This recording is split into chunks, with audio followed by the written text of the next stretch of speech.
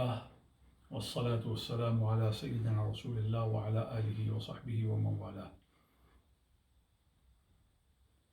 بسم الله الرحمن الرحيم.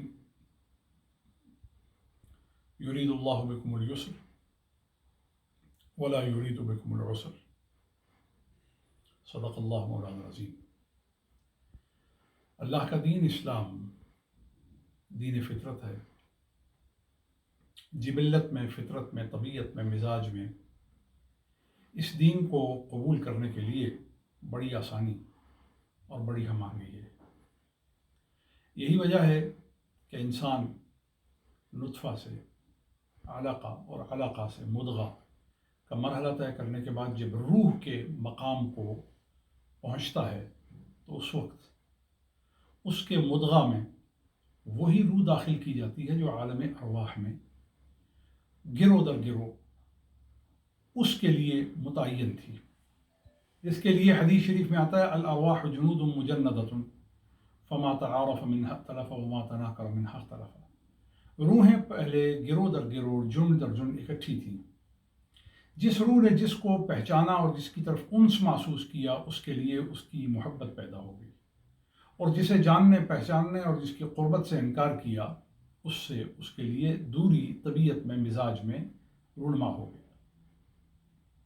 ہر انسان جس طریقے پر پیدا ہوتا ہے وہ اسلام ہے. کل مولود یولد علی فطرت الاسلام. یہ فطرت کا جو لفظ ہے اور اصطلاح ہے اس کو سمجھنے کی ضرورت ہے. وہ طریقہ، وہ اصول، وہ ضابطہ، وہ منہاج جس پر ہر انسان کی تقویم کو ترتیب دیا گیا ہے وہ اسلام ہے. اسلام نے کسی کے ساتھ جبر نہیں کیا. کسی کے حلقوم پہ، کسی کے گلے پہ تلوار نہیں رکھی گئی کہ تو کلمہ پڑھ کے توحید کا اقراری ہو، ختم نبوت کا اقراری ہو. نہیں. انا ہدیناہ السبیل اما شاکرا و اما کفورا. ہر انسان کو جبلی طور پہ، فطری طور پہ ماں کے پیٹ کے اندر جب روح لے کر فرشتہ داخل ہوتا ہے تو اس کے ساتھ ہی اسے ہدایت دے دی جاتی ہے، اور پھر اسے خالق و مالک کائنات یہ اختیار دیتا ہے کہ وہ راہ تسلیم کو اختیار کرے یا راہ کفر و طغیان کو اختیار کرے. یہ انسان کا اختیار ہے، انسان اس میں مجبور نہیں ہے. اب اس کا معاشرہ، اس کے ماں باپ، اس کے دوست، اس کا گرد و پیش اس میں بڑا کردار ادا کرتا ہے. لیکن اس میں بھی آپ دیکھیے انسان اپنی طبیعت کو بڑی اہمیت دیتا ہے، انسان اپنی پسند کو بڑی اہمیت دیتا ہے. بچوں کو ماں باپ نہیں کہتے پڑھتے نہیں ہو، بچوں کو ماں باپ نہیں کہتے اپنی عادتوں کو ٹھیک نہیں کرتے. بچوں کو اس کے استاد اور بچوں کو اس کے ماحول کے ہمدرد لوگ جو ہیں وہ کیا کچھ نصیحتیں کرتے ہیں اور کتنی نصیحتوں پر عمل کیا جاتا ہے. سمجھ لیجیے کہ اس سے ثابت ہوا کہ کوئی مجبور نہیں ہے. انسان مختار ہے. انسان اپنی طبیعت میں اپنے اختیارات کو استعمال کرنے میں بہت آزادانہ طور پر اپنی رغبت کو حاصل کرنے اور اس کی پیروی میں کسی سے پیچھے نہیں رہتا. لہذا دور خلافت راشدہ سے لے کر کے خلافت عثمانیہ تک آپ اس پورے درخشاں دور کو دیکھیں، آپ کو کوئی ایک ایسا واقعہ نہیں ملے گا حضرت ابوبکر، حضرت عمر، حضرت عثمان، حضرت علی، حضرت امام حسن، حضرت امام حسین، حضرت طلحہ، حضرت زبیر، عشرہ مبشرہ، اصحاب بدر، اصحاب احد، اصحاب رضوان، بیعت عقبہ اولیٰ کے لوگ، بیعت عقبہ ثانیہ کے لوگ، اور مہاجرین اور انصار اور ان کی اچھے طریقے سے پیروی کرنے والے، پھر تابعین، پھر اتباع التابعین، پھر اولیاء، پھر علماء مذہب، پھر علماء مسائل، پھر ائمہ عقائد، اور آج تک جو علماء ربانی ہیں، مشائخ حقانی ہیں، ان میں سے کوئی ایک بھی ایسا نہیں ملے گا جس نے کبھی کسی کی گردن کو دبوچ کر کہا ہو کہ تو کلمہ پڑھ. آپ خلافت عثمانیہ کو دیکھ لیجئے. ارطغرل ڈرامے کے حوالے سے لوگ کہتے ہیں کہ وہ کیا ڈرامہ ہے. دیکھیے اس میں بھی اسلام کا جو عملی پہلو ہے وہ پیش کیا گیا، اور اس میں بھی شدت نہیں ہے.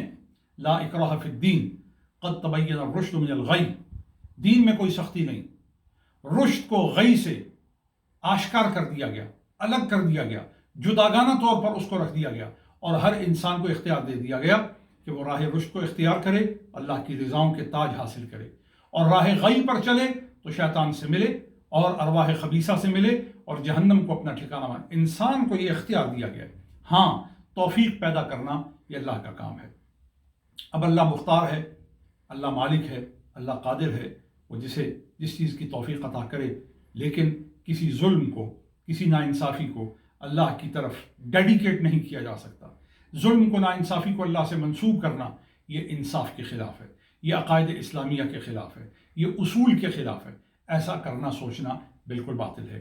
دنیا اسلام میں کہیں بھی ہمارے مبلغین، ہمارے علماء، ہمارے مشائخ تشریف لے جاتے ہیں، برطانیہ میں، امریکہ میں، اور سینٹرل یورپ میں، اور افریقہ میں، اور بہت سی جگہوں پہ وہ لوگ جاتے ہیں اور جا کر کے لوگوں کو کلمہ حق کہتے ہیں، لوگوں کو دلیل کے ساتھ بات سمجھانے کی کوشش کرتے ہیں، اور یہ بھی بلا جبر ہے، بلا اکراہ ہے۔ کوئی آدمی اگر آپ کی بات کو سننے کے لیے تیار نہیں تو کیا ہم جبراً کسی کو سنا سکتے ہیں؟ ہرگز نہیں۔ کوئی انسان جب جبراً بات سننے کے لیے تیار نہیں تو جبراً کسی طریقے کو قبول کرنے کے لیے کیسے تیار ہوگا؟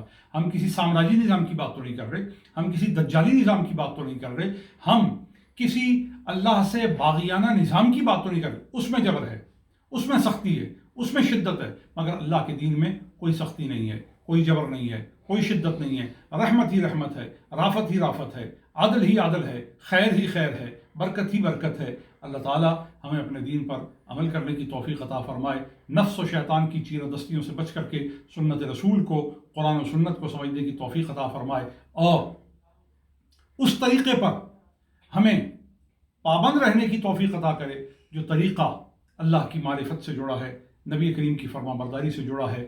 یہی دین کا بنیادی درس ہے، طریقت کا یہی درس ہے، خلافت کا یہی درس ہے، اسلام کا یہی درس ہے، اور ایک انسان خیر کا، اور ایک انسان مہتدی کا، اور ایک انسان راشد کا یہی نصب العین ہے کہ وہ اللہ کی طرف متوجہ رہے اور نفس و شیطان سے منہ موڑے رہے۔ اسی میں ہدایت ہے، اسی میں خیر ہے۔ السلام علیکم ورحمۃ اللہ وبرکاتہ۔